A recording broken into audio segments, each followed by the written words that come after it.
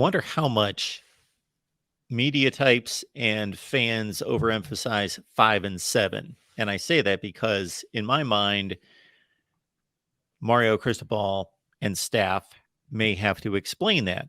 Yeah.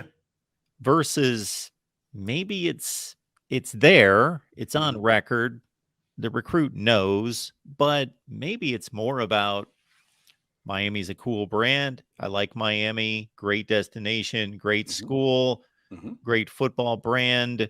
And Mario Cristobal knows what he's doing. I like this staff. I like him. I like my position coach. I like how we interact, blah, blah, blah. And it's more about that. It's going to be some of both. And, it's just like going back to the old, NCAA football video game, like certain pitches have weight with certain players and certain don't, and like to think that other programs are not going to use Miami's record in 2022 as negative recruiting is asinine. Like that's foolhardy. Like if I worked at, Tennessee Tech or whatever, fictional school, Big State, to shout out, he got game.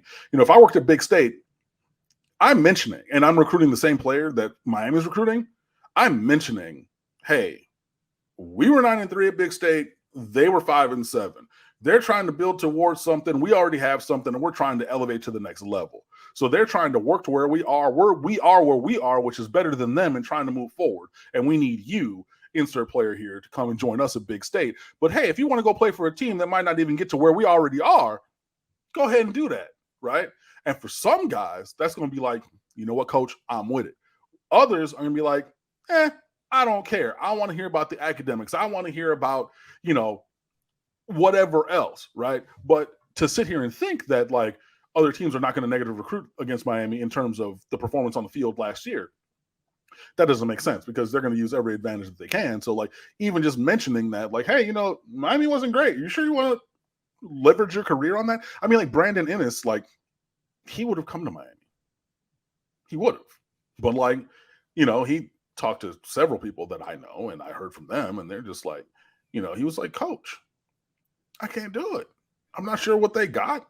Van Dyke's been injured. Who knows if he comes back? I don't know if he doesn't, what Jake got if he leaves. I don't know what Tyler is. I don't know. Clearly, they're not going to have Gaddis. So what does that say? And he's the wide receivers coach and offensive coordinator. That I don't know. But I do know what's going on up in Columbus. And you see the monsters that they've developed and put into the league at wide receiver, the position that he played over and over and over again, right? So the performance on the field definitely mattered there. And it, obviously did not with, Ray Joseph, who's just like, I'm going to Miami. Like Duke Johnson, I'm going to Miami, period. Whatever else you want to talk about. Are you, coach, do you work at Miami? Are you wearing orange, green, and white? Bye. See ya. And sometimes it's one of those things. But yeah, there's definitely going to be the negative recruiting. There's going to be the mention of the struggles of anything. Hey, the only wide receiver that Miami's had worse the damn recently has been Charleston Rambo. And he's not even in the league.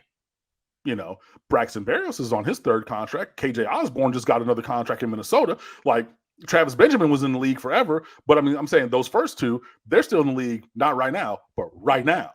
Okay. But, are you going to leverage in terms of, this hypothetical wide receivers recruitment, are you going to leverage Braxton Berrios' 1-year deal, KJ Osborne's 2-year deal into getting a blue chip recruit?